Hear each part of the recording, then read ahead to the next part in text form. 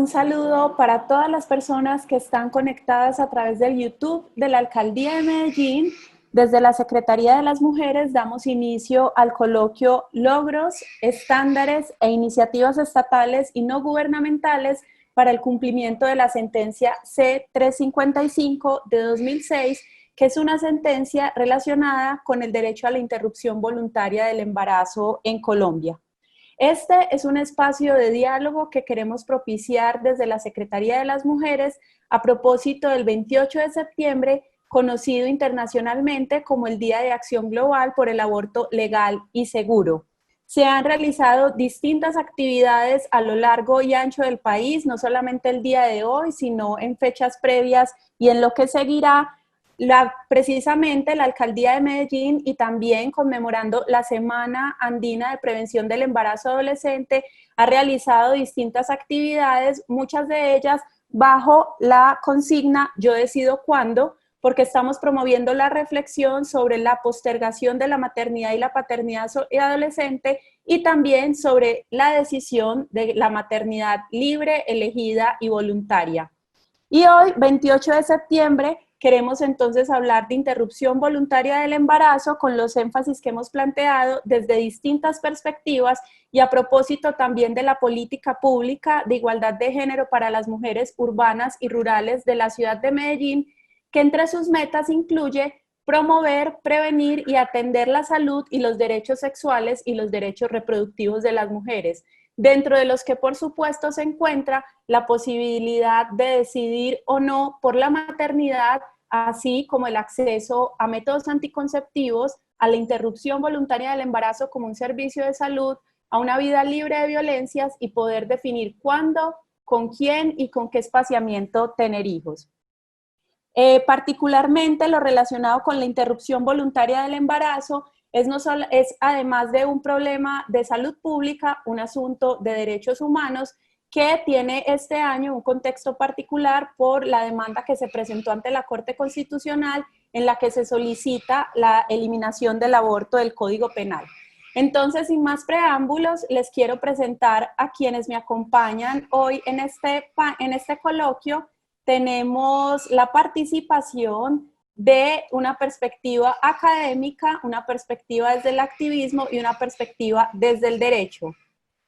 Le doy la bienvenida a Joaquín Guillermo Gómez Dávila. Él es médico y cirujano, ginecobstetra, magíster en epidemiología, doctor en salud pública y docente titular de la Universidad de Antioquia, consultor e investigador sobre temas de mortalidad materna, obstétrica, perinatal, maternidad segura y calidad en servicios de salud.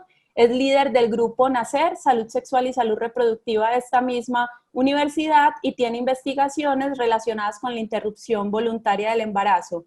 Hola Joaquín, bienvenido. Muchas gracias, Juliana. Para mí es un placer estar esta tarde con todas y todos ustedes y discutir sobre este tema tan importante. Creo que tú lo has planteado muy bien. Más allá del tema de la interrupción voluntaria del embarazo, estamos hablando de un tema de derechos sexuales, derechos reproductivos y derechos humanos.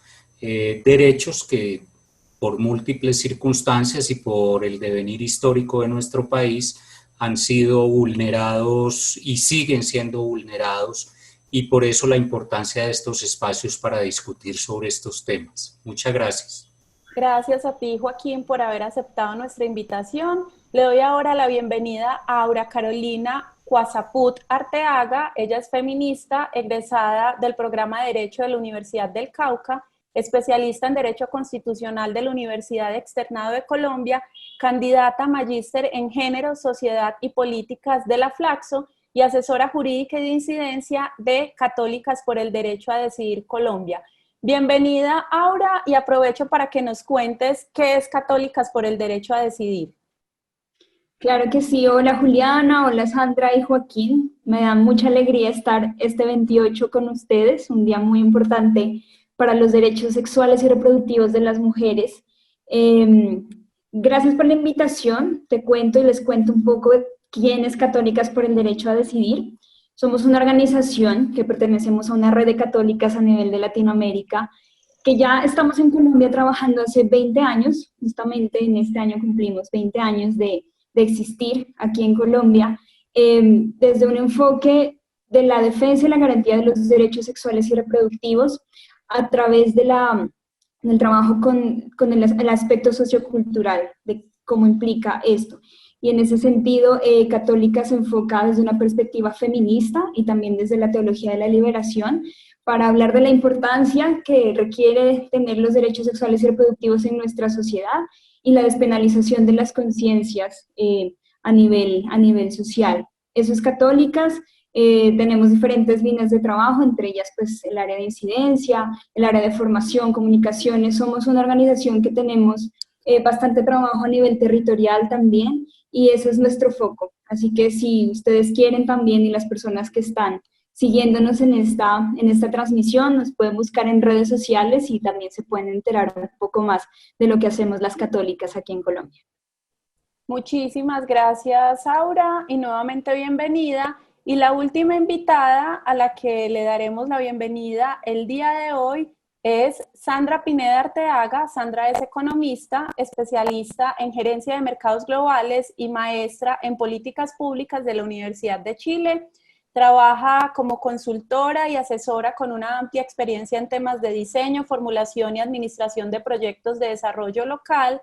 Ha trabajado en el sector público, en relación también con entidades del sector privado y la cooperación internacional. Es activista de la campaña por el aborto legal, seguro y gratuito en Colombia. Bienvenida, Sandra, y la misma pregunta, cuéntanos de la campaña, por favor. Bueno, hola Juliana, hola Aura, hola Joaquín, hola a todas y todos y todas los que nos están viendo en este momento. Muchísimas gracias por invitarnos a compartir este espacio. Son espacios muy importantes para nosotros para poder contar y darle visibilidad a la campaña. La campaña por el derecho al aborto legal, seguro y gratuito en Colombia nace en el 2018, motivada por toda la marea verde que se da en Argentina.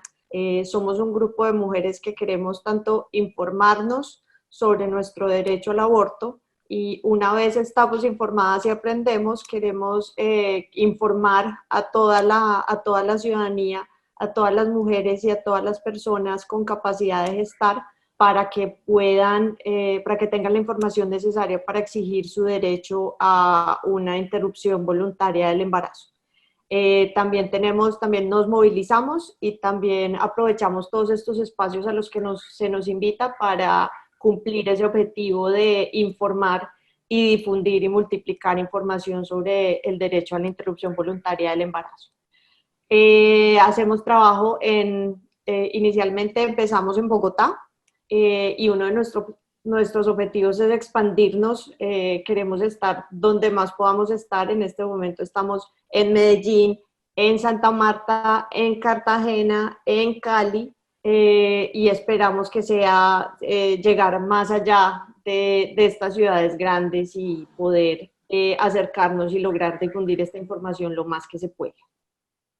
Perfecto, muchísimas gracias, Sandra. Y me voy a volver donde Joaquín para que él nos cuente qué es el Centro Nacer, que seguramente muchas personas no saben de qué se trata esta iniciativa de la Universidad de Antioquia.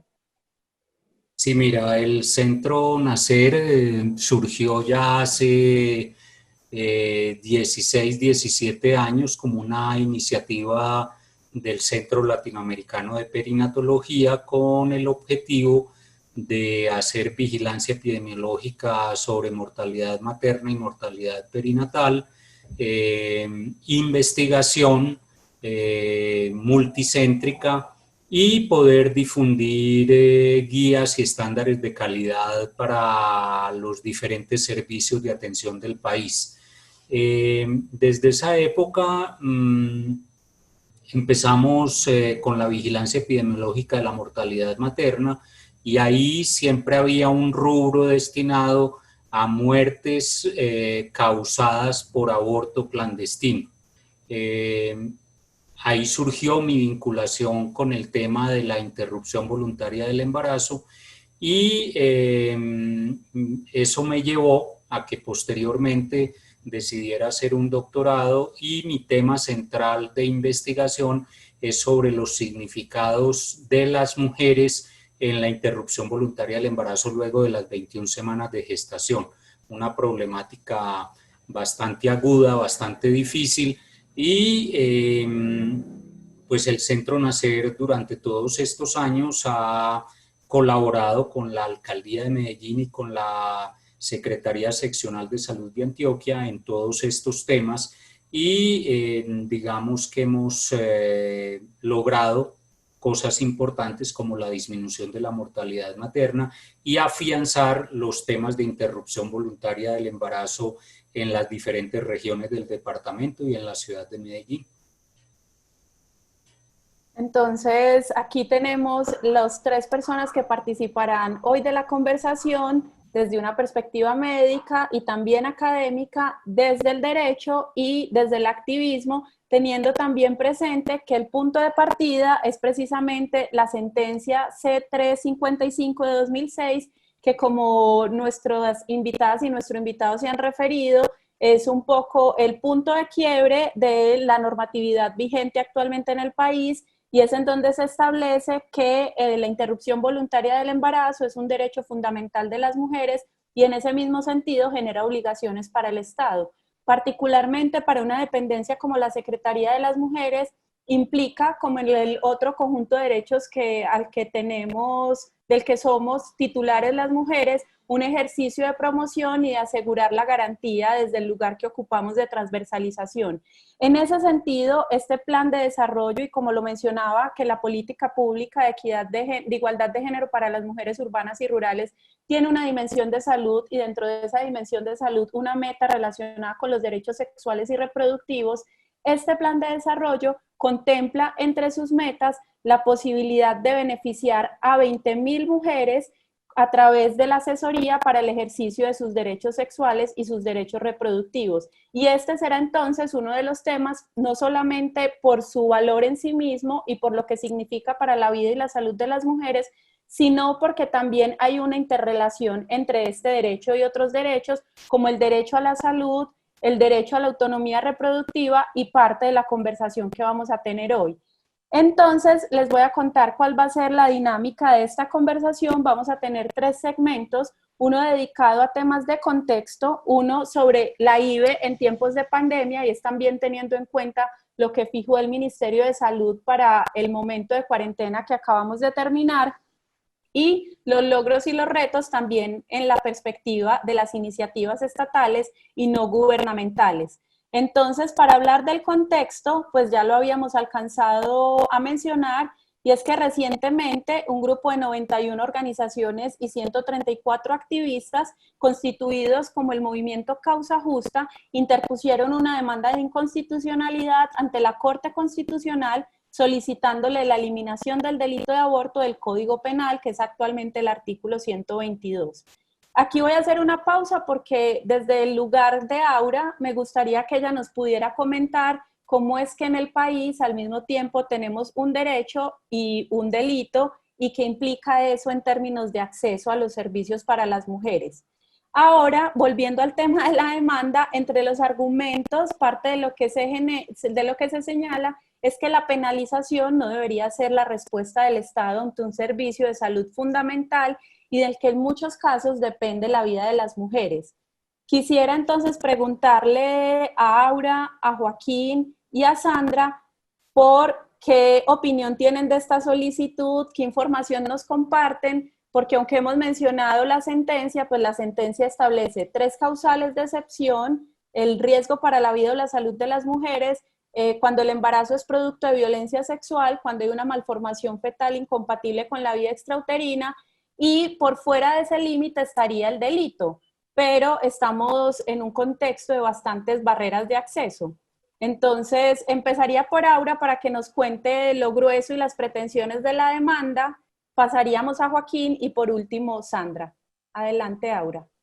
Sí, gracias, Juliana. Creo que hiciste como un buen contexto hablando de que en Colombia existe una doble connotación en este momento a nivel legal, por decirlo así, a nivel de reconocimiento de derecho fundamental, en cómo se concibe el derecho a la interrupción voluntaria del embarazo. Entonces, Hay un punto de quiebre entre el artículo 122 del Código Penal actual en Colombia, en donde se estatuye que el aborto es un delito, pero en el 2006 la Corte Constitucional, a través de la sentencia C-355, interpone unas causales de excepción, como tú lo mencionabas, que son 3, las que ya dijiste, y en estos casos se considera que el aborto o la interrupción voluntaria del embarazo no constituyen delito, sino que además representan un derecho reproductivo de las mujeres.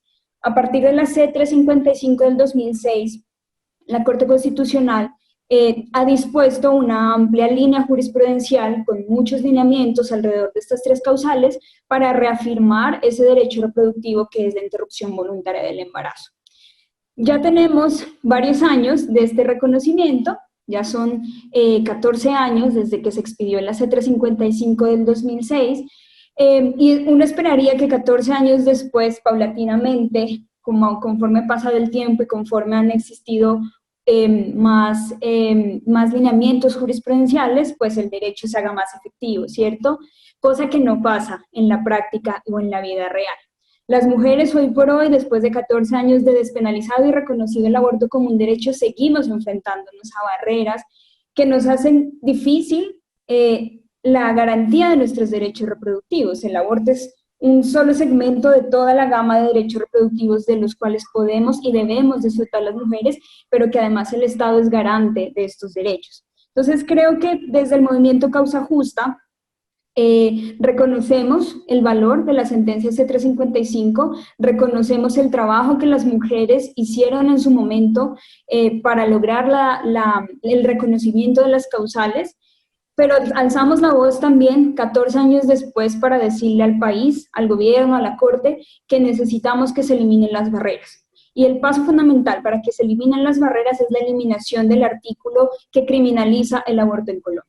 A partir de entonces, creo que se desestructura la barrera más grande y podemos entonces hablar de un verdadero derecho sobre el cual tiene que empezar a trabajar el Estado en su garantía. Entonces, te cuento un poco. Causa Justa es un movimiento que está conformado por más de 90 organizaciones, más de 130 activistas a nivel nacional, y creo que esa es la importancia en este momento de la historia, en este contexto histórico, porque es una voz unánime de los movimientos de mujeres a nivel nacional, que le estamos pidiendo hoy a la Corte Constitucional que vuelva a revisar el Código Penal y que a la luz de los tratados internacionales de derechos humanos, a la luz de los diferentes derechos que nos han reconocido a las mujeres de estos años de lucha, elimine el artículo 122 y que a partir de esto se hable de un reconocimiento pleno del derecho a la interrupción voluntaria del embarazo de las mujeres y las niñas en Colombia. Entonces, eso es Causa Justa. Ya se radicó la demanda, se radicó el pasado 16 de septiembre a la Corte. Esto es un proceso, por supuesto, como todo proceso judicial, que tiene que surtir unos trámites, porque con los argumentos que le expusimos a la Corte confiamos en que sea un proceso favorable y que también sea histórico como lo fue en el 2006. Y es decir, tenemos muchas expectativas sobre este momento y sobre este proceso especialmente. Ahora que aquí además valga señalar que según algunos de los argumentos de la demanda, la penalización recae, por un lado, en las mujeres con mayores vulnerabilidades, mujeres pobres, afrocolombianas, que han sido víctimas del conflicto armado y mujeres migrantes. Y por otro lado, que según los datos que están disponibles de la Fiscalía, y esto me parece importante decirlo, el 30% de las mujeres denunciadas han sufrido violencia intrafamiliar antes o después del aborto por el que fueron imputadas, el 26% lesiones personales y el 11% delitos sexuales. Entonces, este asunto del uso del derecho penal que termina agravando situaciones complejas, pues es también parte de los argumentos de la demanda. Y ahora me gustaría entonces que Joaquín, que además por la introducción que hizo, imagino que también se centrará en aspectos relacionados con la salud pública, sobre por qué sería necesario quitar la amenaza de la pena para el acceso a un servicio de salud del que depende muchas veces la vida de las mujeres. Sí, A ver, yo quiero resaltar como varios aspectos. Uno, la sentencia indudablemente fue un gran avance en la legislación colombiana, indudablemente, eso no lo podemos negar. Sin embargo, creo que es totalmente insuficiente, porque la demanda, fuera de que está limitada a 3 excepciones, tiene otro aspecto central, y es que niega la autonomía de las mujeres, porque en 2 de los 3 casos ella puede acceder a la interrupción voluntaria del embarazo solo si el médico da una certificación que autorice la terminación de la gestación. Entonces no es la autonomía total de la mujer al tomar la decisión de la interrupción voluntaria del embarazo. En la práctica cotidiana, adicionalmente, si bien los centros urbanos tienen un mejor acceso y tienen una posibilidad mayor para las mujeres para acceder a la interrupción voluntaria del embarazo, las mujeres del área rural, las mujeres migrantes, las mujeres afrocolombianas, las mujeres indígenas realmente tienen unas barreras muy superiores a las barreras que tienen las mujeres de las áreas urbanas del país. Para poner ejemplos que yo creo que son lamentables, mujeres que han sido castigadas por su cabildo indígena, obligadas a tener su hijo y adicionalmente han sido, digamos, expuestas a la comunidad, se les ha violado el derecho a la intimidad, se les ha violado la libertad de poder decidir sobre su gestación, y yo creo que esos son aspectos bastante lamentables. Y obviamente ahí hay implicados, pues obviamente todos los actores de la sociedad, pero en particular el sistema educativo, específicamente que tiene que ver con el personal de la salud, donde se generan un sinnúmero de barreras muy importantes a las mujeres, pero también el sistema de salud, con una serie de tramitologías y de, digamos, problemas que se le ponen a la mujer, que dilatan los tiempos y que las hacen llegar muchas veces a una interrupción voluntaria del embarazo tardía, lo que implica digamos, una doble carga, porque ya no es solo el hecho de abortar, que no es una decisión fácil para ninguna mujer, sino que también está el hecho de tener que practicar una asistolia cardíaca fetal, o sea, la interrupción de la vida del feto dentro del vientre de la madre, y luego tener un trabajo de parto y parto de un feto muerto. Entonces, indudablemente, en Colombia ha habido avances, pero es fundamental esta demanda que ha interpuesto Causa Justa, porque es trascendental que salga del Código Penal la interrupción voluntaria del embarazo y que sea una decisión autónoma de la mujer, sin consultar a más nadie, y que el sistema de salud colombiano le brinde todos los procedimientos necesarios para que la mujer cumpla con esa necesidad o con ese deseo. Que en parte, Joaquín, entonces esta es una de las razones que justifica la demanda, y es que tal cual como funciona el sistema de causales, las barreras son un aspecto casi que definitorio y del que no hemos podido solucionar pasados 14 años de la sentencia inicial, y eso es tan así que buena parte de las sentencias que posteriormente ha emitido la Corte Constitucional, unas de ellas de tutela y otras de constitucionalidad, apuntan a señalar las barreras primero como una práctica prohibida, segundo como una vulneración a los derechos de las mujeres, y tercero como un aspecto que se debe solucionar para poder garantizar este derecho, pero lo que vemos es que no se logra solucionar, y por eso aparece también la solicitud de la demanda. Entonces a Sandra quisiera preguntarle por otros aspectos de la demanda que ella quisiera destacar, teniendo en cuenta lo que ya han mencionado Aura y Joaquín.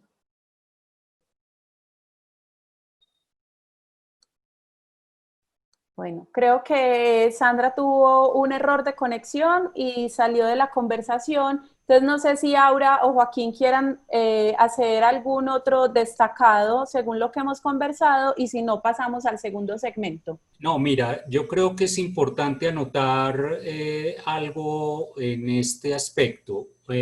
Una cosa es la despenalización que ha hecho la Corte, otra cosa podrá ser la admisión de la Corte de eliminar este artículo del Código Penal, lo cual elimina una gran barrera, pero persisten las barreras porque, digamos, la mentalidad en términos generales del pueblo colombiano es una mentalidad patriarcal donde se le obliga a la mujer a ser madre quiera o no quiera.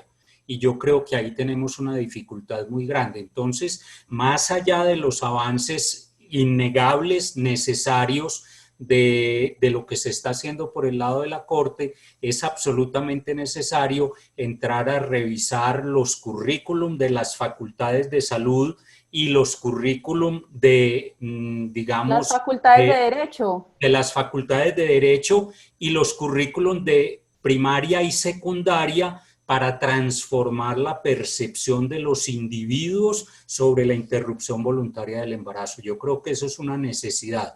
Que se elimine del Código Penal el delito de aborto no va a eliminar 100% las barreras que se presentan en el proceso de atención.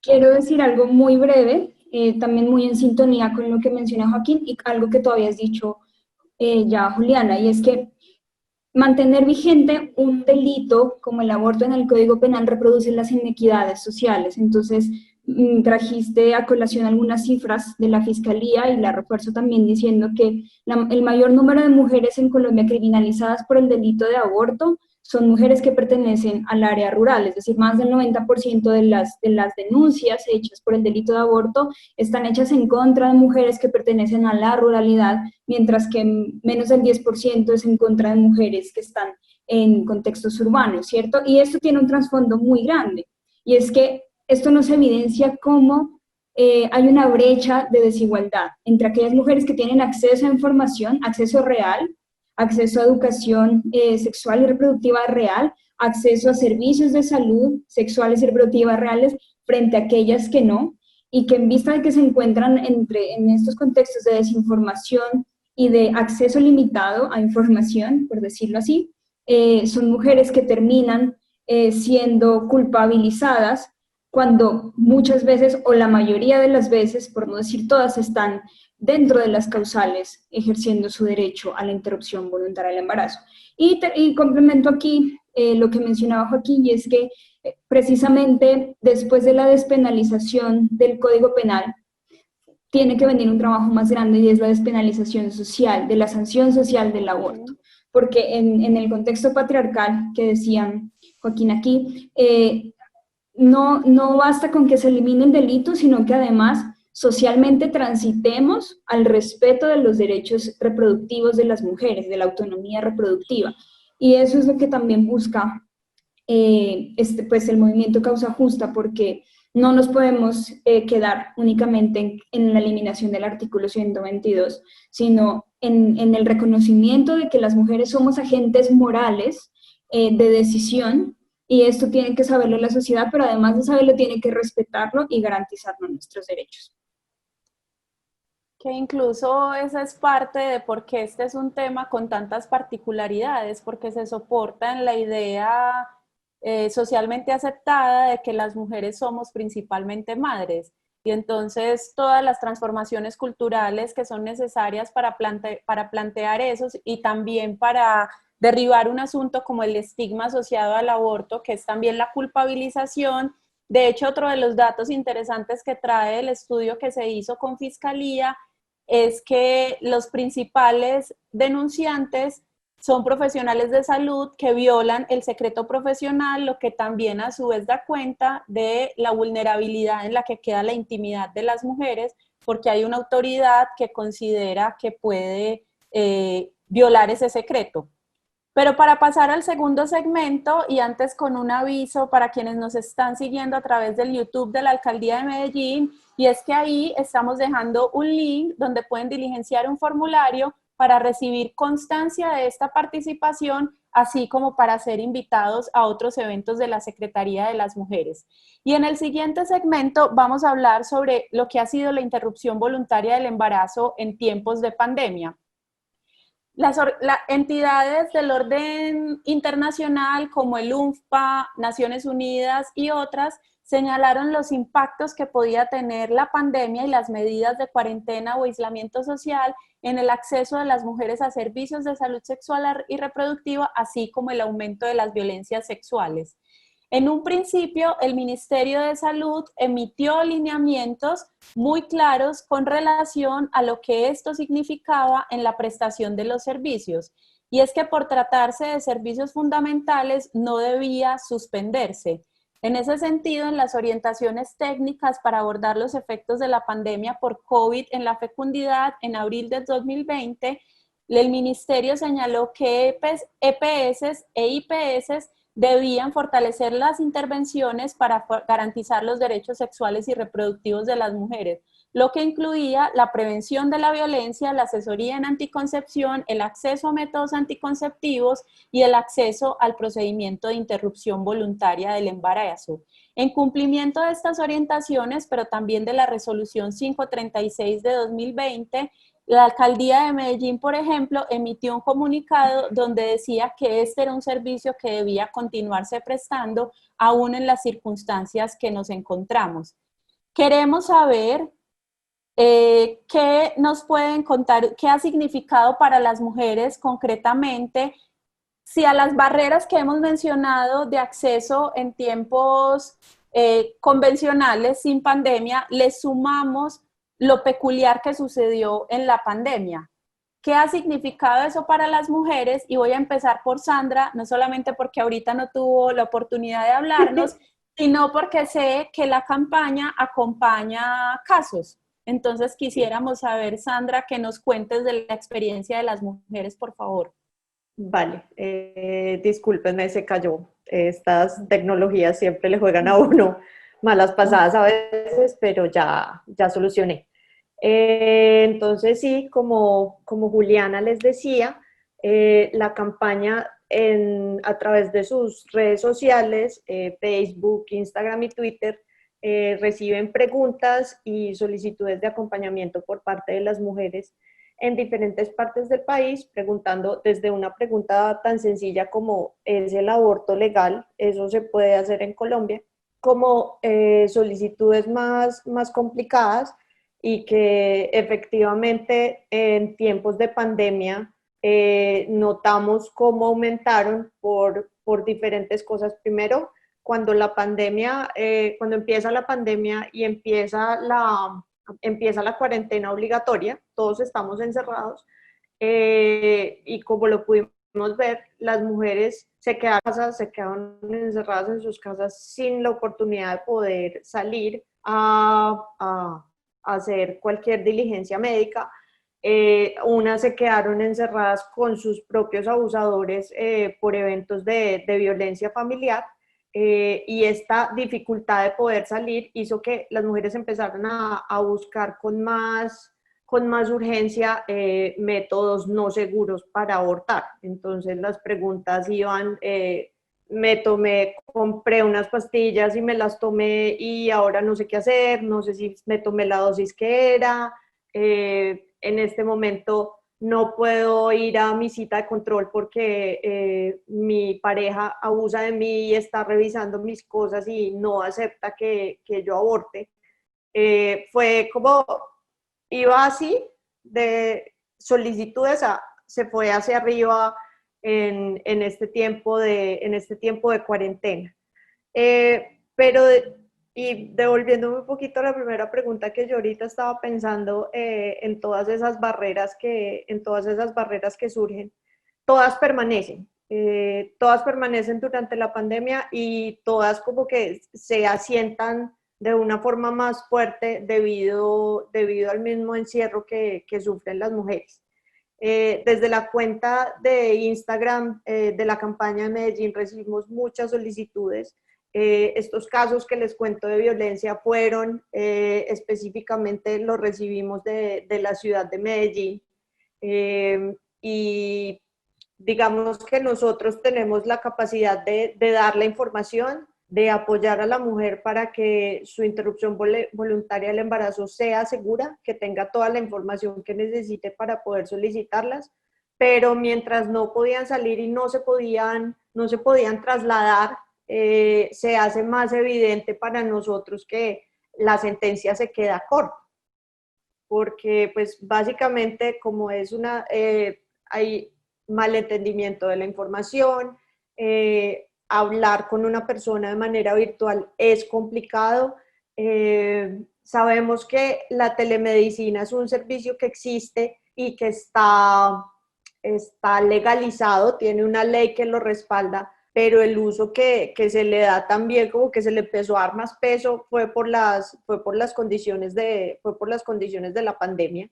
Y aprovecho para hacerle como la cuñita a Oriéntame, que Oriéntame está recibiendo citas. Uno puede entrar a la página y recibir su cita para abortar en el primer trimestre, y la consulta se hace por telemedicina. Pero igual, creo que como lo mencionaba Joaquín al principio, esto también es una barrera para las personas que están en la ruralidad, que están lejos, que efectivamente no tienen un acceso firme a una conexión de internet y les queda complicado conectarse. Y aún así, si logran conectarse y de pronto digamos que su embarazo está bordeando ya el segundo trimestre, van a tener problemas para en el momento que le digan necesitamos que te traslades y te vamos a ayudar a trasladarte, pues no va a poder porque todo estaba cerrado. También tuvimos un caso de ese tipo en la costa de una mujer que estaba en su segundo trimestre. Profamilia y Oriéntame hacen estos procedimientos después del primer trimestre, pero efectivamente como los municipios estaban cerrados, no había forma de que esta persona se trasladara hasta Bogotá para poder recibir el servicio. Entonces, sí, como en general y una pequeña conclusión para cerrar la pregunta es sí, efectivamente las barreras siempre han existido y por la atención a los casos siempre las hemos podido evidenciar, pero la pandemia hizo que todo se empeorara a un nivel muy alto y que hizo aún más evidente la necesidad de que salieran iniciativas como esta demanda para poder tumbar estas barreras, que cuando ya entienda uno que el aborto es legal bajo cualquier situación y que uno tiene la libertad para poder solicitarlo, la mitad de estas barreras se caen.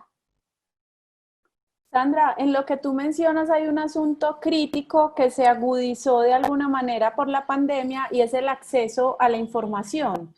No solamente porque Sí. las mujeres no tenían el espacio para consultar en la soledad quizá que requerían o sin que fuera información conocida por otros miembros del hogar o por otras personas con quienes convivieran, pero por otro lado también la información llegó a ser confusa. Y creo que también tienes toda la razón, la información se vuelve confusa tanto por la virtualidad como porque es confusa desde el principio. Creo que no para todos es claro que al haber una sentencia de la Corte, ya hay un peso de ley que soporta tu derecho, que sienten que si no sale de un proyecto de ley del Congreso, que si no es la ley número tal, entonces no aplica. Y sí, este es el tipo de cosas que hacen que se tergiverse la información y que se interprete de manera errada y que nos lleve a encontrarnos con mujeres y personas gestantes que no tienen claro que pueden abortar en este momento al menos por las tres causales. O es la misma malinterpretación, qué pena Juli, es la misma malinterpretación que se da para un profesional médico, porque también tiene que entrar a interpretar, y la interpretación no es clara y esto puede terminar en negarle el servicio a una persona que efectivamente sí lo necesitaba o negarle su derecho, como decía Aura al principio, chocando con el tema de la ilegalidad. Y de hecho, voy a echar el cuentico ahí, este es uno de los argumentos que expone la demanda, es la violación al derecho de libertad de la profesión u oficio del personal de salud. Una persona, un profesional de la salud que se encuentra amenazado porque cualquier persona lo puede denunciar por haber hecho un aborto, así esté dentro de las causales, por esa presión va a negar el acceso al servicio. Además ahí, aunque haya el surgimiento del derecho se produzca en la Corte Constitucional, hay una variedad de regulaciones en el campo de la salud que estipula que todas las EPS e IPS deben prestar este servicio. Entonces, aunque tú te hayas referido a dos entidades privadas, en el sistema de salud, en los prestadores públicos deben asegurar el servicio. Y entonces ahora lo conecto y me voy con Joaquín sobre qué podemos decir, Joaquín, del acceso a la IVE y de la garantía de este derecho en tiempos de pandemia. Mira, Juliana, desafortunadamente en estos tiempos de pandemia la situación, como lo dijo Sandra, empeoró dramáticamente. Y te voy a poner un ejemplo práctico.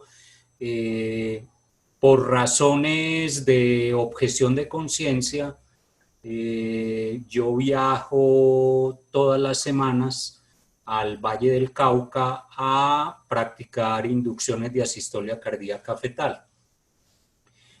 Con la pandemia, pues obviamente se suspendieron los vuelos, se suspendió el transporte terrestre y quedó suspendido el programa. Las mujeres que estaban esperando para acceder a esta interrupción quedaron en entredicho porque tuvimos que esperar a que me permitieran viajar por tierra y tuvimos que alargar la agenda a cada 15 días, o sea, ya el servicio no se presta cada 8, sino cada 15, y en esos tiempos, pues muchas mujeres desisten fundamentalmente por presiones externas.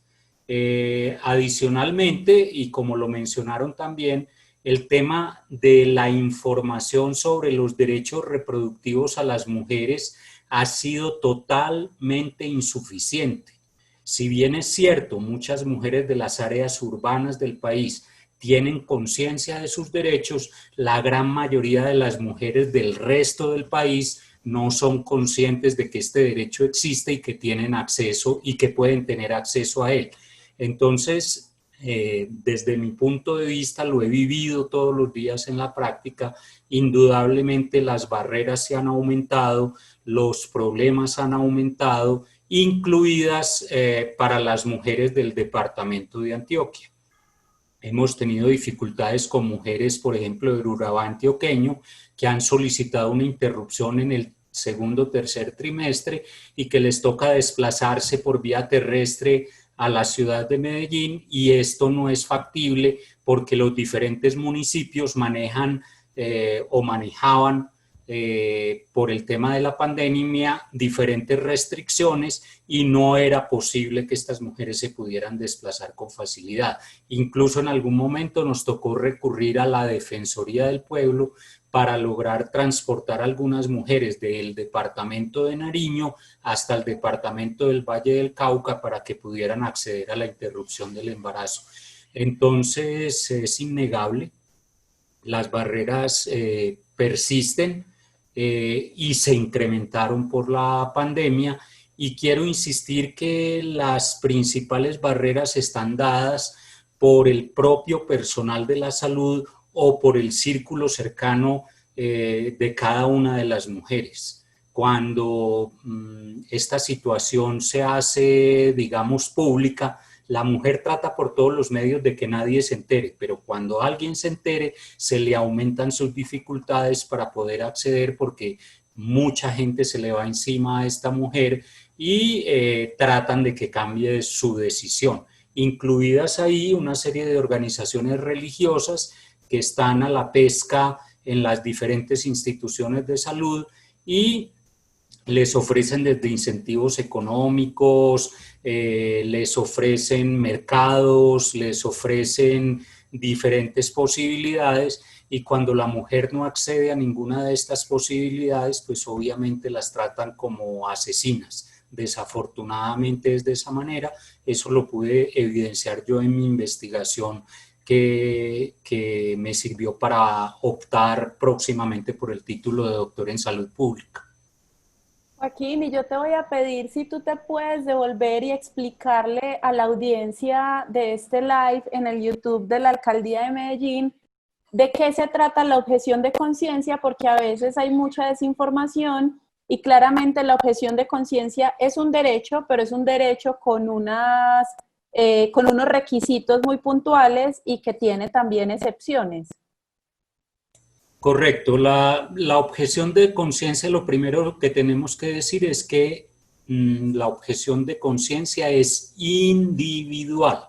¿Esto qué quiere decir? Que no es institucional. Una institución no tiene conciencia. Las personas somos las que tenemos conciencia y somos las que podemos hacer uso de ese derecho si lo consideramos. Ese es el primer aspecto. El segundo aspecto es que si yo soy objetor de conciencia, soy objetor de conciencia para todas las causales. No es que unas sí, otras no, es que en mi consulta privada sí, pero en el sector público no. No, si es una objeción de conciencia es para todas las causales y en todo momento. Y en tercer lugar, esta objeción de conciencia tiene una limitación. Si yo soy el único médico y soy objetor de conciencia, pero soy el único médico en el hospital, en la región donde habito, y no hay quien más le pueda solucionar la situación a la mujer, mi objeción de conciencia pasa a un segundo plano y a mí me toca, como personal de la salud, resolverle la situación a esta mujer. Entonces, creo que en nuestro medio ha habido una pésima interpretación de la objeción de conciencia, llegando a objeciones de conciencia institucionales o incluso a actos administrativos que obligan al personal que para poder trabajar en una institución tienen que firmar una objeción de conciencia. Esto es una cosa absurda. La objeción de conciencia además se tiene que hacer caso a caso. O sea, no es que yo digo soy objetor de conciencia y ya eso me salvó de todo. No, yo, si soy objetor de conciencia y llega una mujer solicitando el servicio, yo la tengo que orientar y la tengo que conectar con otro colega que le resuelva su situación. Y cada vez que yo recibo a una paciente, cada vez necesito llenar mi objeción de conciencia y remitirlo al Comité de Ética Médica. O sea, no es una cosa que se pueda hacer de manera, digamos, por una sola vez y para todos los casos. Se tiene que hacer caso por caso.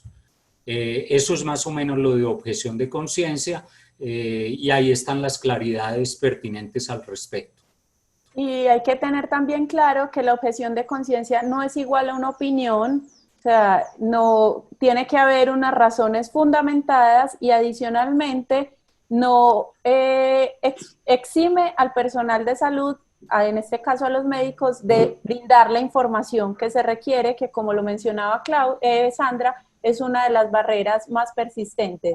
Y Aura, tú cierras este segmento de preguntas sobre interrupción voluntaria del embarazo en tiempos de pandemia y barreras, con lo que quieras agregar también de la experiencia de Católicas en el acompañamiento de los casos.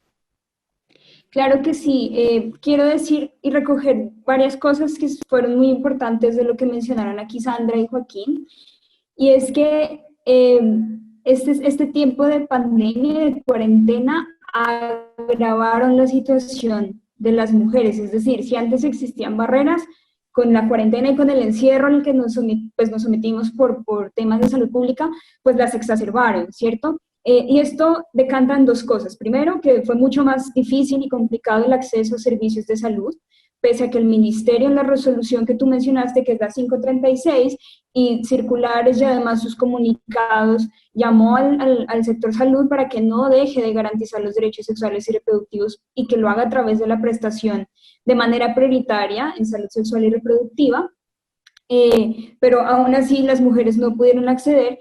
Y por otro lado, el hecho de estar encerradas o confinadas en sus casas les negó la posibilidad de acceder a la información, pero adicionalmente de que en sus propios contextos se encuentren con las barreras socioculturales más graves. Y es que sus familias, creo que lo decía el doctor Joaquín aquí, y es que muchas veces son las familias o los grupos familiares quienes persuaden a las mujeres para la toma de decisiones o en la toma de decisiones. Y aquí traigo a colación algo importante y es cómo estas barreras de tipo religioso persisten al punto de ya estar en este momento conformados en grupos, organizaciones constituidas que coartan los derechos reproductivos de las mujeres, por ejemplo, 40 días por la vida y otros tantos de corte religioso, que en este punto están siendo también parte de las barreras para la garantía de los derechos de las mujeres. Y es importante resaltarlo porque en la demanda también hablamos de un cargo que es el cargo de la laicidad del Estado, y es como detrás de la existencia de un artículo que criminaliza el aborto hay una construcción moral y religiosa para fundamentar este constructo jurídico. Y ahí es donde le apuntamos a decir que Colombia, siendo un Estado laico donde se permite la participación plural y democrática de diferentes posiciones, entre ellas las religiosas, pues no puede favorecer a ninguna religión para estatuir sus moralismos, sus ideologías dentro de su legislación o dentro de su normatividad, cosa que ha pasado y no, creo que para nadie es un secreto, no es desconocido, como el fundamento jurídico colombiano de la penalización del aborto tiene una amplia gama de posiciones religiosas, muchas veces lideradas por la institución eclesial de la Iglesia Católica.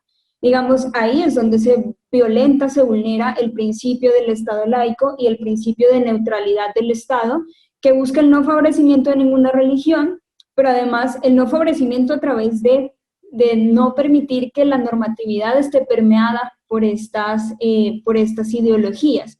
Entonces, desde Católicas, nuestra apuesta obviamente es por la necesidad de la vigencia del Estado laico. Así lo hicimos también sentir en esta demanda que se presenta ante la Corte Constitucional, y además nuestra apuesta permanente es por la despenalización de las conciencias. Y la despenalización de las conciencias no hablándolo solamente a nivel macro, es decir, a institucional o en el contexto social externo, sino de cómo esta criminalización social afecta directamente a las mujeres, porque el papá, la mamá, la pareja, el tío, la prima, están rodeados de unos idearios en donde se conmina a la mujer a que no ejerza su autonomía por diferentes figuras, di tú, el pecado, el temor a Dios, el castigo, no sé. Entonces, creo que esa es una de las grandes apuestas que tenemos desde Católicas, y pues digamos que en el contexto de pandemia creo que se pudo reflejar y se vieron muchísimo más exacerbadas como parte de las barreras a las que se tuvieron que enfrentar las mujeres.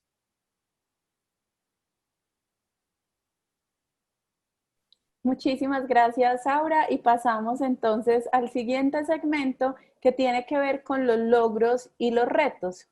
Y aquí la pregunta es, pasados precisamente los 14 años de la sentencia C355 de 2006, donde la Corte ha emitido otras sentencias, son alrededor de 20, y además en el 2018 emitió una sentencia de unificación que recoge todos los estándares normativos al respecto, que concentran y que incluyen parte de lo que hemos estado mencionando aquí: la necesidad de información clara, veraz y oportuna, la disponibilidad del servicio en todo el territorio nacional, el uso adecuado y constitucional de la objeción de conciencia, que como lo explicó Joaquín, es individual, no es institucional y requiere ser fundamentada.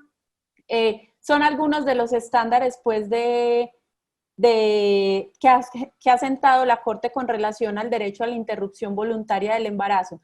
Después de estos 14 años, ¿cuáles consideran ustedes que son el principal logro y el principal reto? Teniendo ahí, por supuesto, la mirada sobre la ciudad de Medellín. Empezamos ahora por Joaquín.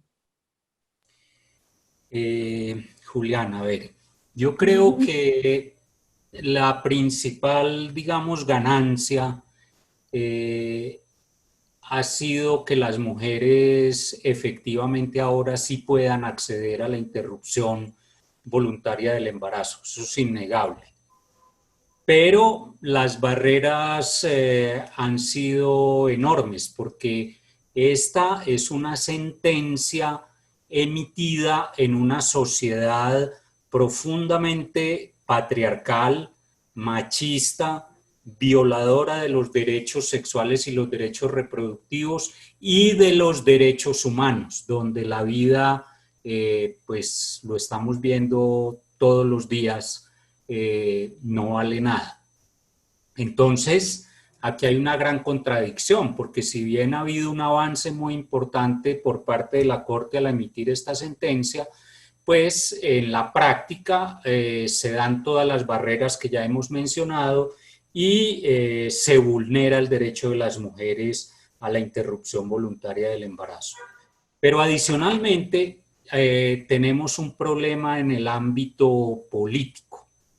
En los vaivenes políticos, en el cambio de una administración a otra, hay diferentes concepciones sobre la interrupción voluntaria del embarazo, muchas de ellas marcadas por una tendencia religiosa evidente que tiran para atrás todos los avances que se habían logrado. Y pongo un ejemplo específico, tanto para Medellín como para Antioquia.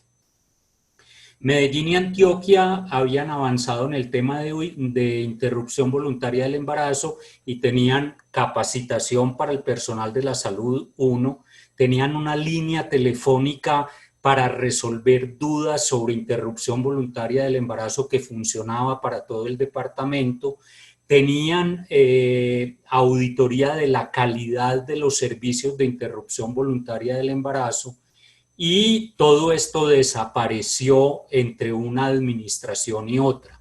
No hay línea telefónica, no hay auditoría de la calidad, solo ahora se están contratando actividades de capacitación para el personal de la salud.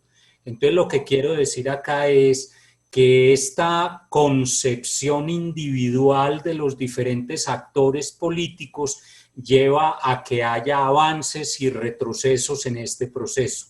Situación que es entendible, por supuesto, porque estamos en una cultura patriarcal, pero además en una cultura inmadura políticamente, donde mis creencias personales las transfiero al ámbito político y no entiendo que estoy en una sociedad laica donde mis creencias no deben afectar el ámbito político.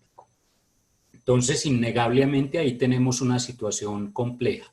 Pero la cosa se perpetúa cuando entramos, por ejemplo, a las universidades y en el estudio que hice para el grado, encontré que la mayoría de las universidades del país no contemplan dentro de sus pensum los derechos sexuales y los derechos reproductivos. Eso no es importante, eso no está. Y obviamente eso lleva a que los profesionales salgan con una visión sesgada sobre el tema de derechos y lleguen igualmente a imponer sus propias percepciones usualmente religiosas. Pero adicionalmente, en la práctica de las EPS ocurre exactamente lo mismo. Hay instituciones que tienen unos mecanismos internos, diría yo, diseñados intencionalmente para obstruir el acceso de las mujeres a la interrupción voluntaria del embarazo. Y cuando un grupo de personas está de acuerdo con la interrupción y empiezan a autorizar las interrupciones, son removidos de su cargo y cambiados por otras personas. Mientras estas personas llegan, se enteran qué es lo que ocurre y empieza a prevalecer nuevamente su concepción religiosa y empiezan a abandonar los casos y a dejarlos acumular. Esto genera una gran angustia para las mujeres y obviamente muchas de ellas terminan desistiendo de la interrupción voluntaria del embarazo. Entonces mira tú que hay una infinidad de mecanismos alrededor de esta situación que nos llevan a que el derecho a la interrupción voluntaria del embarazo se vea truncado y se vea desfavorecido por múltiples situaciones, unas de orden social, otras de orden institucional, otras de orden personal indudablemente, pero ahí tengo que decir que afortunadamente en el país se han abierto algunos servicios que han servido como válvula de escape para ayudar a muchas de estas mujeres. Y en ese sentido, pues tanto en Medellín como en el Valle del Cauca, hay instituciones que ayudan a las mujeres en cualquier trimestre de la gestación, y en ese sentido creo que es importante resaltar una experiencia del Valle del Cauca, que es una mesa de veeduría interinstitucional para el seguimiento a la sentencia C-355. En esta mesa no solo se siguen casos individuales, sino que también se analizan situaciones propias del servicio, se visitan los servicios, se verifican los protocolos de atención y se hace presión desde las instituciones al sector salud para que cumpla con su deber. Entonces yo creo que esta es una experiencia que vale la pena resaltar y que valdría la pena, digamos, copiar en otros departamentos, incluido el departamento de Antioquia. Muchas gracias, Joaquín. Y a propósito de lo que tú mencionas, quiero esbozar de alguna manera 3 actores que tú delineas con mucha claridad. Por un lado, los prestadores de servicios de salud, que son fundamentales para asegurar que el derecho se lleve a cabo. Por otro lado, están los tomadores de decisiones de política pública, que bajo también una perspectiva de la gestión pública es necesario considerar las políticas públicas de largo plazo, que en el caso de la ciudad de Medellín tenemos una política pública de igualdad de género para las mujeres urbanas y rurales de 12 años, pero esto también está incluido en la política pública de derechos de salud sexual y salud reproductiva del país, y que es necesario llevar a cabo. Y también está la sociedad civil, que hace parte de iniciativas tan importantes como la que tú mencionabas en el Valle del Cauca. Y quiero también hacer una cuña para que muchas personas no conocen que la línea 123 Agencia Mujer también brinda asesoría cuando las mujeres enfrentan barreras de acceso a la interrupción voluntaria del embarazo. Esta es una línea de emergencia de la ciudad enfocada en la atención y el acompañamiento a violencias basadas en género, y recibe información por parte de las mujeres y de otras personas reportantes, pero también es importante recordar que presta ese servicio de acompañamiento y asesoría en casos de barreras de acceso a la interrupción voluntaria del embarazo. Te doy entonces ahora el paso a ti, Aura, a propósito de los logros y los retos en torno a la interrupción voluntaria del embarazo, pasado 14 años de la sentencia que despenalizó parcialmente el aborto en el país. Sí, gracias, Juliana. Creo que el principal logro después de la C-355, sin duda, es el reconocimiento de la autonomía reproductiva de las mujeres a través del ejercicio de una interrupción voluntaria del embarazo. O sea, creo que ese es un logro de la C-355 y del movimiento de mujeres, y la Corte por allá en el 2010 nos dice que con la C-355 nació un verdadero derecho a la interrupción voluntaria del embarazo. Entonces, creo que ese sería como el principal. Ahora, ¿cuáles son los retos después de 14 años de despenalizado parcialmente el aborto en Colombia? Primero, que ya no queremos un parcialmente, es decir, necesitamos un derecho completo. No podemos admitir que un Estado que no garantiza derechos también criminalice a las mujeres por querer acceder a un derecho fundamental. Y eso es como el principal reto. Ahora vienen diferentes enfoques a diferentes sectores. Sector salud. El sector salud es uno de los principales garantes porque es la puerta de entrada para que las mujeres puedan acceder a su derecho. Y ahí entonces viene el reto de la despenalización de las conciencias, del ejercicio real y correcto del derecho a la objeción de conciencia, del cual muchas personas también tienen derecho a ejercerlo, en especial personal, los médicos que están directamente involucrados con el procedimiento, pero necesitamos un ejercicio real y un ejercicio efectivo en donde se respeten los límites y se respeten los lineamientos. Y, por supuesto, el derecho de las mujeres. A nivel gubernamental, el reto es muy grande porque muchos datos, muchas cifras nos muestran que solamente la mitad o el 50% de las entidades territoriales, a través de sus diferentes secretarías, bien sea salud o en algunos casos secretarías de la mujer, equidad de género, contemplan lineamientos para el cumplimiento de las causales de la C355. Y esto se constituye en una barrera institucional amplia, porque esto demuestra que si bien hay una sentencia, pues no aterriza en los territorios. Y es una tarea que le corresponde a alcaldes, a gobernadores, a secretarias y secretarios de los diferentes despachos involucrados en la garantía de los derechos.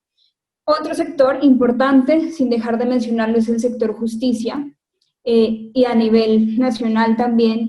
Necesitamos mandatarios y tomadores de decisión que no pongan por encima de la normatividad sus pensamientos personales y sus posiciones personales. No podemos en un Estado social de derecho admitir en pleno siglo XXI que todavía nos estemos consagrando, por ejemplo, a la Virgen de Chiquinquirá para hablar de temas de derechos, o que los jueces y juezas en el territorio nacional estén hablando de la justicia divina para limitar derechos fundamentales, y eso pasa muchas veces en los contextos de las reclamaciones de las mujeres para acceder a una IVE.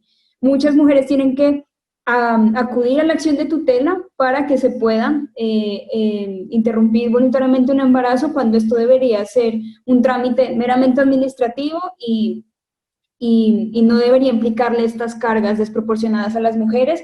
Y la siguiente barrera con la que se encuentran es con jueces y juezas que consagran sus ideas a un ideal religioso y no a una normatividad ni a un imperativo jurídico.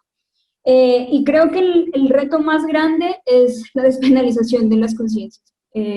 Puede sonar muy reiterativa en esta posición, pero es una de las barreras más importantes en el país para que las mujeres no podamos gozar de una real autonomía reproductiva. Entonces, ese es un pequeño panorama del que podemos hablar aquí frente a avances y retos después de 14 años de la C355.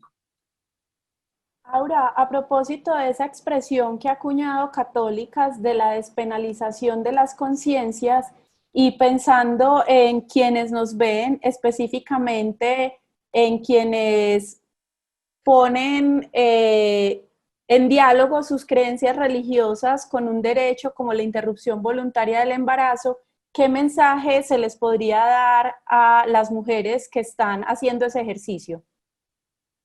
Que confíen en su voz, es decir, que confíen en ellas, que no hay conciencia más importante que la conciencia propia, que por más que nos hablen de pecados, de culpas, y en fin, finalmente nuestra voz más importante es la voz propia, nuestra agencia más importante es la agencia propia, y las mujeres somos agentes morales para tomar decisiones, y tenemos el derecho de tomar decisiones, y nadie más tiene derecho a influir en esas decisiones, más aún cuando se trata de algo tan importante como es la autonomía reproductiva y el proyecto de vida de una mujer.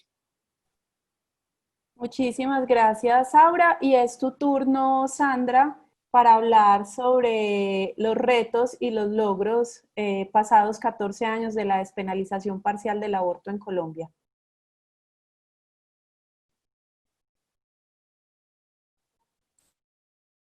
Tienes el micrófono cerrado.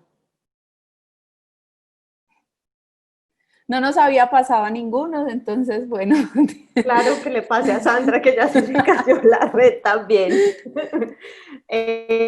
Bueno, le estaba diciendo que Joaquín y Aura hicieron un resumen muy completo de cuáles son los retos y cuáles son los logros, entonces yo creo que me voy a centrar en una cosa. El logro en el 2006 fue que un país machista y conservador como es Colombia, que en un país, perdón, machista y conservador como es Colombia, una mujer como Mónica Roa pudo llevar una demanda a la Corte Constitucional y abrir el espacio para que las mujeres y las personas gestantes pudieran acceder al derecho a la interrupción voluntaria del embarazo. Eso es todo un logro y ahora el reto es que de verdad todas accedamos y se caigan todas esas barreras que se levantaron al ser la legalización por causales un paso, pero hay que seguir dando más pasos para que sea completa y para que todas tengamos el acceso a la información necesaria y todas tengamos claro que no tenemos que ir a rogar para que nos atiendan y nos respeten nuestros derechos. Particularmente yo siento que para la campaña sería un logro que cuando una persona pida, una mujer o una persona gestante pida ayuda o pida información, ya sea que llegue sabiendo que sí es legal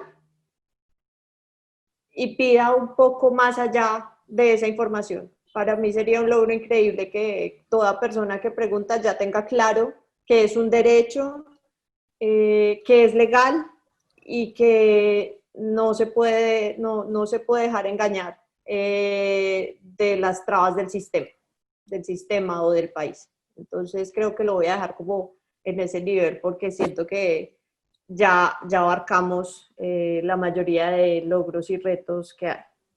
Si quisiera decir, y hay una cosa que yo siempre siento, y es que estos cambios son también cambios generacionales. Y yo siento que nosotros quedamos como en la mitad, y me estoy refiriendo a Juliana, Aura y a mí, nos quedamos en la generación de la mitad, donde veníamos de mentes más cerradas y empezamos a entender que tenemos acceso a derechos y que los podemos defender, pero la generación que viene ahora se los va a llevar a todos por delante y yo siento que no le comen a nada y que están informados y que va a haber siempre va a ser más fácil poder acceder. En este momento el panorama es tan de derecha y tan conservador, no solo en Colombia, sino en tantos países, que es muy difícil creer que sí pueda cambiar, pero yo siento que la generación que viene lo va a hacer y es la responsabilidad de nosotros, los que venimos detrás de ellos, de apoyarlos con toda la información y con todo lo que sea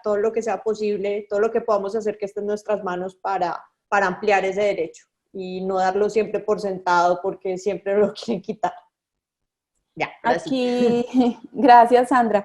Aquí ha habido una coincidencia frente a los logros que de alguna manera puede resumir en lo relacionado con el reconocimiento en un ámbito de lo normativo, no solamente por la Corte Constitucional, sino por otras entidades estatales que han emitido pronunciamientos o directivas donde se reconoce la interrupción voluntaria del embarazo como un derecho fundamental de las mujeres y en esa misma medida el acceso, que aunque limitado, existe y que tiene unas características y este está concentrado principalmente en centros urbanos, en mujeres con un nivel importante de acceso a la educación, a la información y que deja descubiertas y con dificultades y vulnerabilidades a mujeres que ya tienen unas vulnerabilidades importantes como pueden ser las mujeres rurales, que fue un grupo de mujeres en quienes insistió permanentemente Aura, las mujeres indígenas, afrocolombianas en situación de discapacidad, mujeres migrantes y quienes han sido víctimas del conflicto armado. Y hay unos retos, uno muy grande que tiene que ver con nuestro sistema de valores y nuestra cultura, donde la mujer ocupa un lugar de subordinación, pero también este ha sido un tema tabú que no ha sido lo suficientemente conversado y de alguna manera con la tranquilidad que lo hemos estado haciendo aquí, que es también el propósito de generar este espacio de diálogo. Además, se mencionaron algunos temas, uno en el que hizo varias veces énfasis Joaquín, que tiene que ver con la formación de determinados profesionales que permitirían darle un mayor alcance a la garantía del derecho, como los profesionales de la medicina o del sector de la salud, quienes están en el campo de la justicia, que fue a quien se refirió Aura, pero también lo persistente de las barreras y de la limitación de la autonomía de las mujeres. Si ustedes quieren agregar algo frente a los retos o frente a los logros, si no, voy a permitirme leer alguna de las preguntas que se han planteado en el chat, que por cierto ha estado muy activo, y donde además les recuerdo está el link para quienes quieren diligenciar el formulario, recibir constancia de esta participación y seguir siendo invitados a eventos de la Secretaría de las Mujeres de la Alcaldía de Medellín. Adelante, Sandra. Sí, yo quería añadir una cosita. Yo creo que un reto muy importante es dejar de hablar de aborto sí y aborto no. Creo que hemos oído en de varias mujeres y en varias partes que no importa el tipo de barreras o no importa que esté prohibido, las mujeres han abortado, van a abortar y van a seguir abortando. Y hay un cambio estructural muy grande que hay que hacer y es el de la educación sexual y de derechos reproductivos. O sea, la conversación tiene que cambiar a que el aborto es la última opción, no el centro del debate. Tiene que haber educación sexual y reproductiva donde todos los niños, niñas reciban la información necesaria para poder ejercer su sexualidad de una manera responsable y que cuando se llegue a ese punto del aborto sea por condiciones no de desconocimiento, sino accidentales, o no encuentro en ese momento la palabra para definirla. Y es una cosa también que siempre digo que cuando uno debate con una persona, digamos, de antiderechos o una persona que tiene juntos el tema de religión y política, que le dices como, bueno, entonces hablemos de educación, hablemos de educar a niños y niñas en estos temas. Ah, no, pero es que no los podemos educar porque es que eso no lo pueden saber. Bueno, pero entonces, ¿de dónde vamos a empezar para no dejar que llegue hasta allá? Eso era lo que sentía que me faltaba. Muchísimas gracias, Sandra. Y una de las preguntas del público es la siguiente. ¿Qué nos recomiendan a las entidades territoriales para mejorar el acceso a la información sobre la interrupción voluntaria del embarazo y la efectiva prestación de los servicios? Si Joaquín se anima a responder esta pregunta. Yo me animo, pero mira, la cosa es muy simple y muy compleja. Yo sé que la mejor forma sería difundir por todos los medios masivos de comunicación los derechos. Pero sé también que eso le puede costar la carrera política a más de uno y una. Entonces, esa es la contradicción permanente en que vivimos. Creo que hay otras formas también de hacerlo. Si hubiera compromisos realmente de las EPS en el país, las EPS tienen acceso a todas y cada una de las mujeres de nuestro país. Si se hiciera llegar a cada una de ellas un documento corto, bien editado, con todos y cada uno de los derechos y un contacto donde pudieran llamar a satisfacer sus diferentes necesidades, yo creo que habríamos dado un paso importante. ¿Cuál es el problema? Que no existe la voluntad política de hacer esto, pues por concepciones religiosas, por temor a perder el puesto en la EPS, porque de pronto el director es totalmente confesional, y esto impide sustancialmente que los derechos se difundan. Ustedes saben que hubo una campaña del Ministerio de Salud por la televisión nacional en horario AAA, que fue rápidamente sacada del aire. Y nadie dijo nada y no pasó nada y todo siguió como si no hubiera ocurrido absolutamente nada. Entonces, yo sí creo que hay formas, lo que pasa es que hay un temor, digamos, generalizado a enfrentar los sectores más conservadores de nuestra sociedad y entre ellos la Iglesia Católica, por supuesto, que guarda todavía un enorme poder en los diferentes municipios del país. pero si no damos el paso adelante y empezamos a enfrentar estas posiciones ultraconservadoras, va a ser supremamente difícil lograr que las mujeres más vulnerables y vulneradas de este país logren tener acceso a esta información de manera libre en todos y cada uno de los rincones del territorio nacional. Aura o Sandra, ¿quieren agregar algo sobre este punto? Creo que no, creo que es muy completo también lo que menciona el doctor.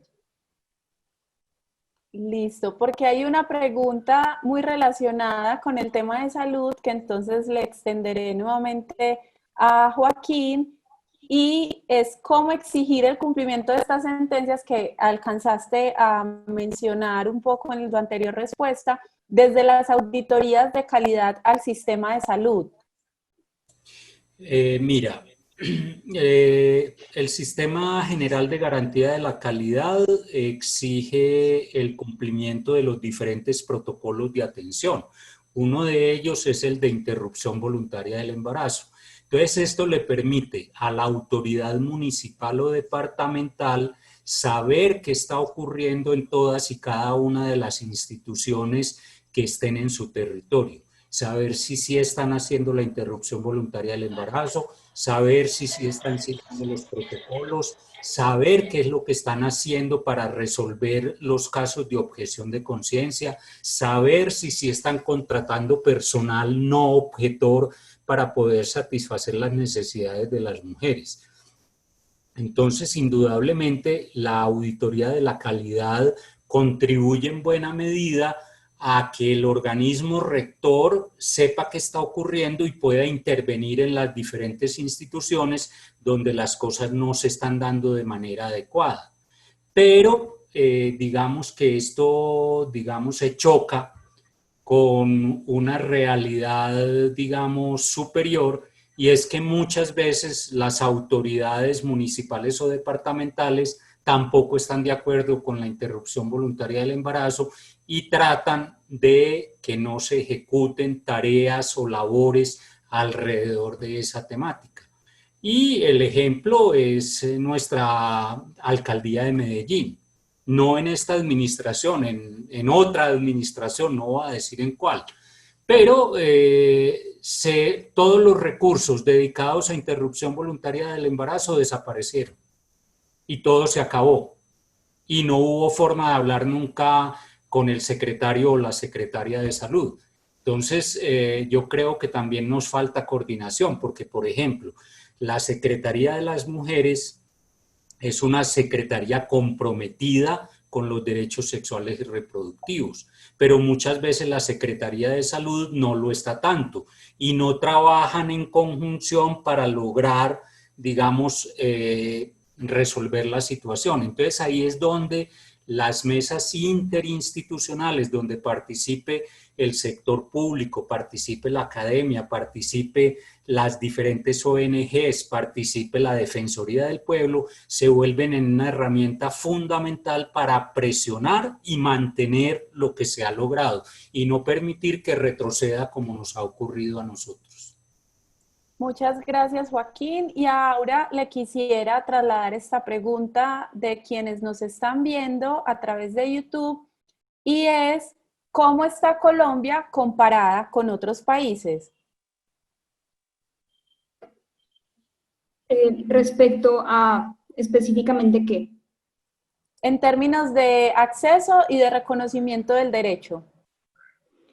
Ok, en términos de reconocimiento del derecho, bueno, yo creo que lo primero que es muy importante mencionar detrás de todo este orden sistemático de barreras que hemos hablado es que en Colombia, pese a que hay una despenalización parcial y pese a que las mujeres, algunas pueden acceder de manera más fácil que otras, pues hay otra barrera también y es el acceso y la construcción de sistemas de información. O sea, el hecho de que en Colombia las mujeres tengan dificultades para acceder al aborto como un derecho, parte de que no contamos con información. Y esta información no es solamente información de qué es la IVE, cómo acceder, etcétera, sino sistemas de información, es decir, no hay cifras oficiales.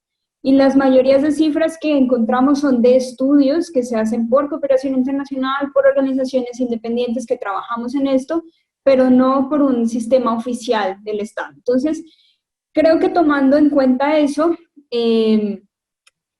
podemos decir que en términos normativos, pues tenemos un sistema de causales.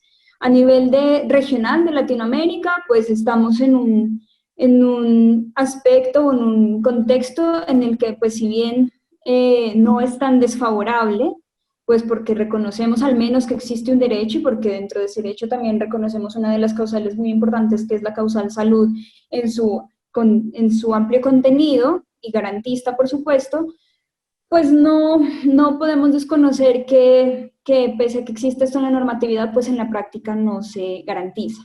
Entonces, ese sería como nuestro panorama, pero sí me parece muy importante esta pregunta porque también nos llama a hacer un llamado de atención, valga la redundancia, para que se piense en que en Colombia no hay sistemas de información. O sea, nosotros no conocemos cifras oficiales sobre el aborto, sobre la interrupción voluntaria del embarazo, precisamente por todo el estigma que ha tenido este tema a nivel del sector salud, de políticas públicas y en los diferentes órdenes normativos.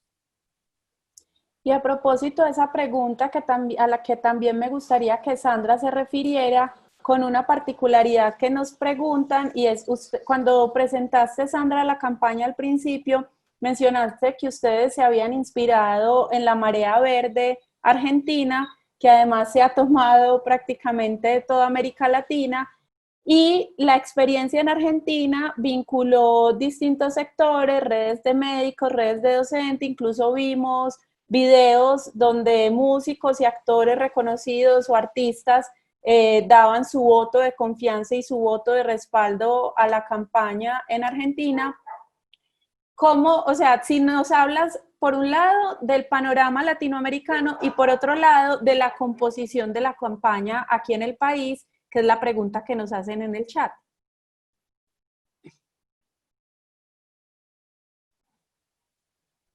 Bueno, yo creo que primero, para la persona que hizo la pregunta, nosotros llevamos 2 años como campaña, entonces en esos 2 años digamos que hemos estado formándonos, aprendiendo para poder ayudar hacia afuera.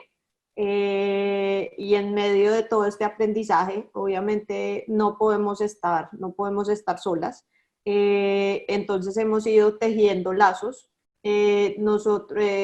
Hay que mencionar que el tema del aborto no es un tema, y la defensa de este derecho no es nuevo en este país. Hay entidades que están dándole a este tema desde hace mucho tiempo, entre ellos, pues puedo hablar de los más grandes, Católicas por el Derecho a Decidir y la Mesa por la Vida y la Salud de las Mujeres llevan más de 20 años en el país trabajando sobre el tema del aborto en Colombia. Está Women's Link, está el Centro de Derechos Reproductivos. Estos son entidades grandes, financiadas, autofinanciadas, que han logrado mover el tema. Nosotros llevamos 2 años, de hecho miramos hacia arriba y todas estas entidades que les acabo de mencionar nos han apoyado y han aceptado, digamos, empujarnos y apoyarnos sobre todo en el trabajo en territorio, porque queremos que haya trabajo de base, queremos que en las regiones, queremos tumbar esa barrera de que en las regiones no haya, en la ruralidad y en regiones apartadas no haya esa facilidad de acceder al derecho, y es con el apoyo de todas estas entidades que nosotros hemos podido trabajar para expandirnos.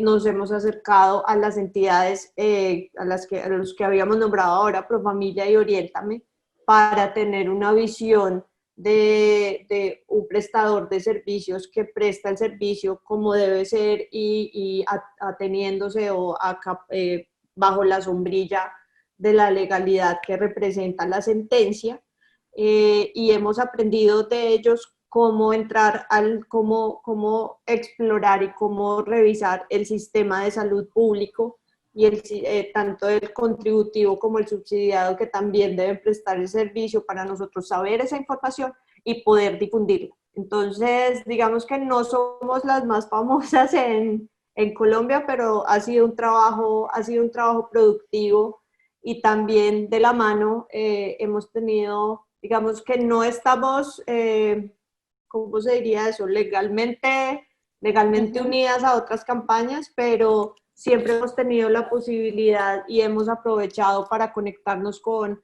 activistas en la campaña de México y en la campaña argentina y en la campaña de Chile, para obtener todos estos saberes y poderlos replicar acá en el país. Entonces, sí, tenemos ese trabajo de tejer red para poder crecer y poder continuar haciendo esta labor de informar sobre el derecho a la interrupción voluntaria del embarazo.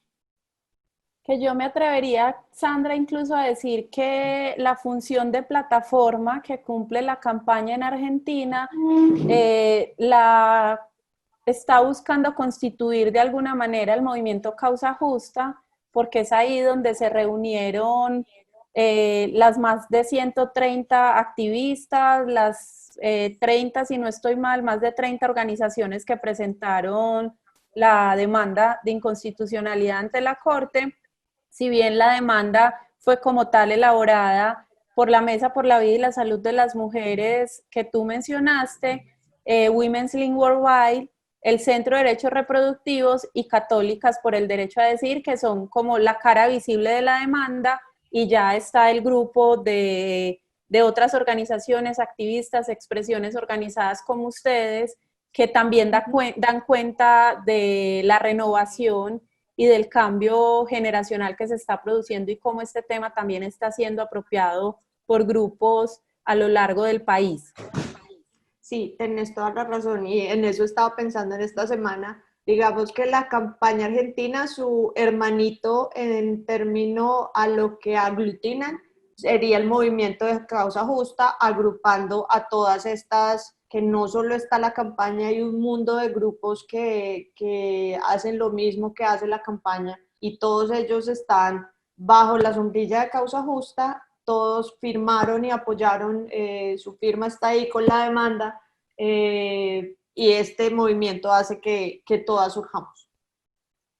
Muchas gracias, Sandra. Y entonces, para cerrar, les daría la palabra a cada uno con el propósito de que hayan una especie de conclusión y que al mismo tiempo puedan hablarnos de las perspectivas a futuro. ¿Qué sigue una vez ya está radicada la demanda en la Corte? Y que sigue también en este propósito, Joaquín, por ejemplo, desde la academia, de formar e informar sobre este derecho y hacer incidencia también para su cumplimiento. Mira, yo voy a hablar específicamente desde la academia. Los otros tópicos se los dejo a Aura y Sandra. Desde la academia, pues uno de los objetivos al hacer mi doctorado era precisamente incidir en la transformación curricular de la Facultad de Medicina de la Universidad de Antioquia. Pero cuando uno se mete en todo este campo tan complejo, se da cuenta que no es necesario, que no es suficiente transformar el pensamiento de un solo ente universitario, sino que valdría la pena hacer un esfuerzo más grande y tratar de cambiar o influenciar en los currículums de las facultades de salud del país. En ese sentido, pues yo recién acabé el doctorado, pues está pendiente el grado, pero mi objetivo próximo es, digamos, reunir un grupo de personas que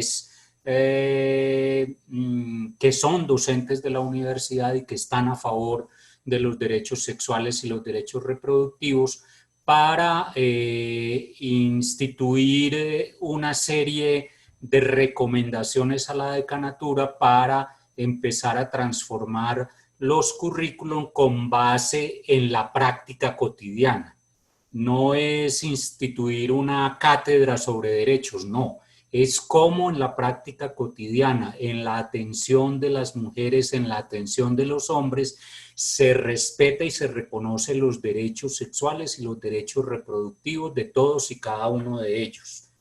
Entonces, yo creo que ese es el paso que sigue. Y ya a nivel nacional, pues obviamente hay que hacer toda una, digamos, una labor de abogacía donde invito a Aura y a Sandra, por supuesto, y además organizaciones para hacer una, digamos, una campaña de súplica o de ruego al Ministerio de Educación Nacional y al Ministerio de Salud para que los derechos sexuales y los derechos reproductivos sean un eje transversal durante la formación de todas las personas nacidas en Colombia. Yo creo que eso es fundamental.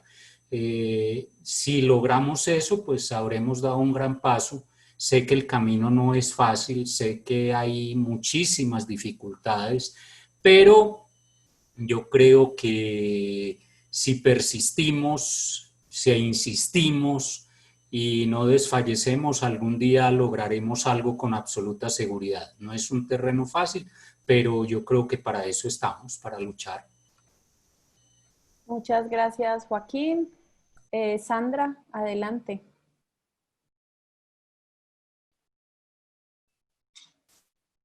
Bueno, es que se me acaba de ir.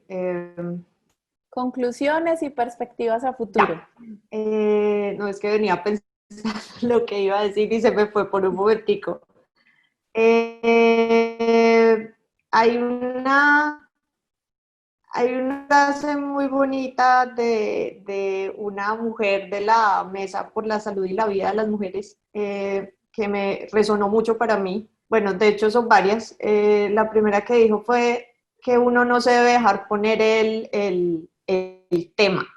Uno debe poner el tema y uno debe salir a mover su propia agenda. Y creo que eso es lo que está haciendo Causa Justa presentando esta demanda. Efectivamente, dar un paso para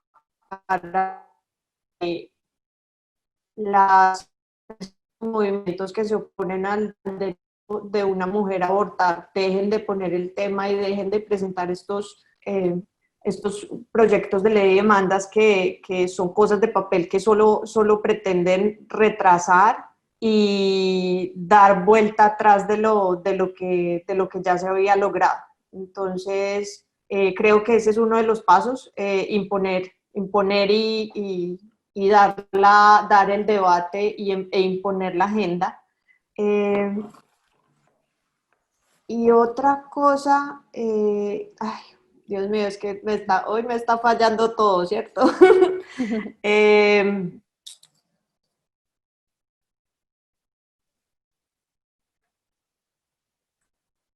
Dale, Si muevo acá la quieres, cabeza y voy a pedir la palabra. listo, perfecto. Entonces, Aura, tu turno.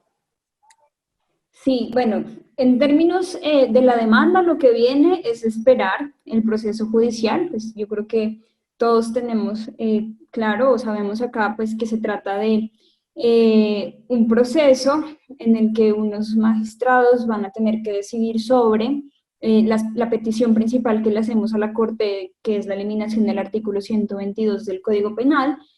Pero digamos que la erradicación apenas es el primer paso, que la hicimos el 16 de septiembre. Tenemos que esperar todavía unos pasos, que es la admisión, y ya esperamos que una vez se admita, confiamos en que se va a admitir, ya se empieza a discutir sobre los argumentos de esta demanda. Entonces, todavía nos queda un proceso, un tiempo para que se despenalice el aborto en Colombia, porque estamos seguras de que así va a ser. Causa Justa, los movimientos, las organizaciones, los activistas que formamos parte de Causa Justa, confiamos en que esto va a suceder, y esto es lo que sigue después de presentada la demanda. Los retos que vienen y lo que nos espera es que tenemos que seguir trabajando para exigirle al Estado y a los tomadores de decisión y a los diferentes sectores, como les hemos mencionado aquí, para que hagan efectivos los lineamientos, las órdenes, y para que garanticen el derecho de las mujeres a tomar decisiones sobre su vida, como es para que puedan acceder a un aborto libre, seguro, sin obstáculos y bajo su autonomía reproductiva. Creo que eso es como de los pasos que siguen. Por acá lo decía Joaquín, y es que tenemos que hacer exigencias en diferentes niveles, y por ejemplo, el sector educativo, el sector educación tiene que estar comprometido, el sector salud, el sector cultura, desde el ejecutivo hasta el judicial, los diferentes poderes tienen también que estar comprometidos en la garantía del derecho a la interrupción voluntaria del embarazo. Y como lucha también importante y como una de nuestras banderas, siendo parte de Causa Justa, pues nosotras como católicas por el derecho a decidir vamos a seguir trabajando porque siga vigente el Estado laico, pero además por la despenalización de las conciencias. Creo que ese es un reto fundamental después de despenalizado el aborto en Colombia a nivel normativo o legal. Viene entonces la despenalización de las conciencias, decirle a las mujeres que confíen en ellas, que confíen en su agencia, que nosotras tenemos derecho a tomar decisiones, que estamos en la capacidad para tomarlas, que no podemos dejar que intervengan moralismos, idearios y demás constructos socioculturales en contra o en detrimento de nuestras propias decisiones, y llamar a las mujeres a que confíen en su voz y que confíen en su autonomía. Muchísimas gracias, Aura. Sandra, tu adenda. Recuerda abrir el micrófono, por favor.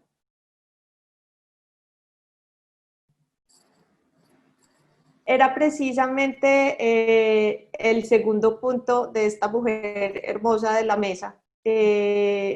Aura nos acaba de hablar de todo lo que puede pasar después de radicada la demanda. Y pues tengo que decir que el trabajo que hicieron estas entidades en el tema de las redacciones fue increíble.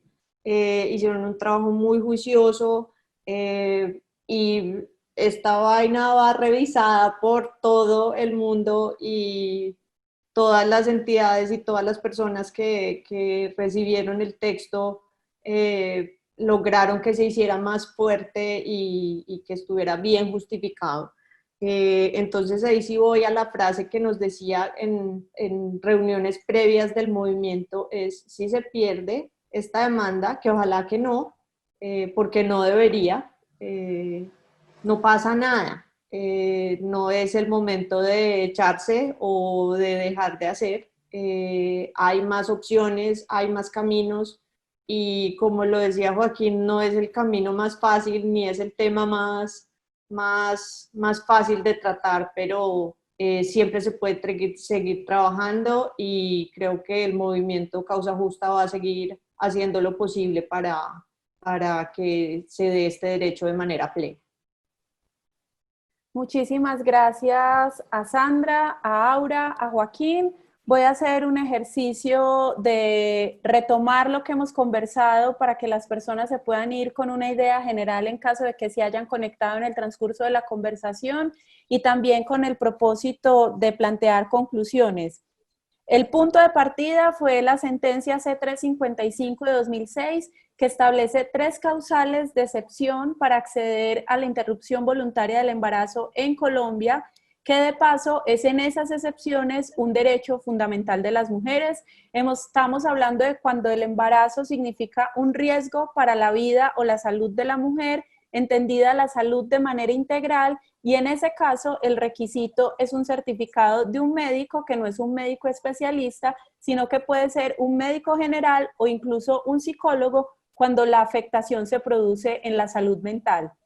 Estamos hablando de la segunda causal, cuando el embarazo es producto de violencia sexual, en cuyo caso el requisito es copia de la denuncia penal, no debe haber un fallo de por medio. Y aprovecho aquí para traer algo que había escrito alguien en el chat de YouTube, y es que el DANE había publicado el dato de que 4.758 nacimientos de niñas entre los 10 y los 14 años se produjeron, no está el dato del año al que pertenece, pero claramente menores de 14 años se trata de víctimas de violencia sexual y en esas circunstancias la denuncia, la copia de la denuncia es un requisito meramente de forma porque se presume que se trata de violencia sexual y podría acceder a la interrupción voluntaria del embarazo. Y la tercera causal es cuando el feto presenta malformaciones fetales incompatibles con la vida extrauterina, en lo que se requiere un certificado de un médico que tampoco es un especialista. Valga la pena también señalar que este es un derecho reconocido para todas las niñas y mujeres del país, en todas las edades, las circunstancias, es decir, que aunque fuimos persistentes en que las barreras se agudizan en algunos grupos de mujeres, ellas también son titulares de este derecho. Tanto Joaquín como Aura y Sandra hablaron de la necesidad de que el acceso sea más efectivo y en ese sentido, para lograrlo, las exigencias se producen en distintos niveles. Uno de los niveles para superar una de las barreras más grandes, que es la persistencia del delito en el Código Penal, es esta demanda que presentó el movimiento Causa Justa en días anteriores ante la Corte Constitucional y que Aura nos explicaba que respondía también a la doble connotación de este derecho, que en unos casos es un delito, permanece como un delito en el Código Penal, y en unas excepciones es un derecho fundamental que el Estado, las IPS y EPS deben garantizar. Entonces, buscando resolver esa situación, se plantea la demanda, que tiene varios argumentos, algunos de los cuales se explicaron aquí, relacionados, por ejemplo, con la laicidad del Estado y también con el uso del poder punitivo del Estado, que en muchos casos no solamente resulta ineficiente, sino también contraproducente. Otro de los aspectos fundamentales sobre los que hablamos el día de hoy es la necesidad de la transformación cultural. Y por eso este derecho, que está de alguna manera en el corazón de la ciudadanía plena de las mujeres, que está relacionado con la salud, con la participación social y política, requiere estos espacios de diálogo para generarnos una opinión fundamentada. Creo que eso es parte de lo que hemos conversado aquí, señalando también que se trata de un derecho sexual y un derecho reproductivo de las mujeres, que como muchas lo han señalado, son los más humanos de los derechos. A quienes nos acompañaron en la conversación del día de hoy, muchísimas gracias por compartirnos su mirada sobre este tema tan importante. La idea es seguir trabajándolo, y a quienes estaban conectados a YouTube, les recuerdo la posibilidad de diligenciar el formulario. Quienes han presentado dificultades en el diligenciamiento, verifiquen por favor, porque es necesario tener diligenciados todos los campos. Damos entonces por terminado este coloquio de logros, estándares e iniciativas estatales y no gubernamentales para el cumplimiento de la sentencia C355 del 2006. Muchísimas gracias.